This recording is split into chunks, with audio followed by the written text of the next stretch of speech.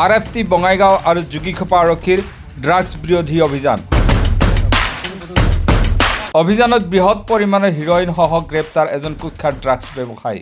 RFT বঙাইগাঁৱৰ সহযোগত যোগীখোপা আৰক্ষীয়ে যোগীখোপা ৰেলৱে য়াৰ্ডৰ পৰা গ্ৰেপ্তাৰ কৰে কুখ্যাত ড্ৰাগছ ব্যৱসায়ীজনক।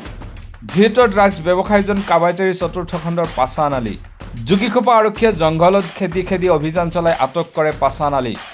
আৰক্ষীয়ে হিৰোইনসহ বৃহৎ পৰিমাণৰ কণ্টেইনাৰ উদ্ধাৰ কৰে। দীৰ্ঘদিনৰ পৰা পাছান আলী আৰক্ষী চকীত ধূলি দি ড্ৰাগছৰ ৰমৰমীয়া ব্যৱসায় চলাই আহিছিল। আৰক্ষীয়ে 19.30 গ্ৰাম হিৰোইনসহ 14টা ভৰ্তি কণ্টেইনাৰ আৰু মোবাইল ফোন জব্দ কৰে। ঘটনা সন্দৰ্ভত যোগীখোপা আৰক্ষীয়ে তদন্ত অব্যাহত ৰাখিছে। যোগীখোপা আৰক্ষী থানাৰ ভাৰপ্ৰাপ্ত আৰক্ষী বিষয়া পুলক বৰ্মনৰ নেতৃত্বত যান-বাহন শাখাৰ উপ পৰিদৰ্শক সাগৰ সাহা আৰু RFT বঙাইগাঁৱৰ সহযোগত চলিছিল এই অভিযান।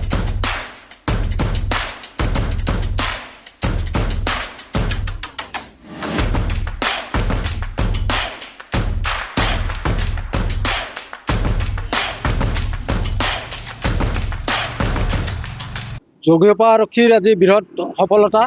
জংঘলত খেদি এজন কুখ্যাত ড্ৰাগছ ব্যৱসায়ীক আটক কৰে আৰু উক্ত ড্ৰাগছ ব্যৱসায়ীৰ নাম পাছান আলী বুলি চিনাক্তকৰণ হৈছে।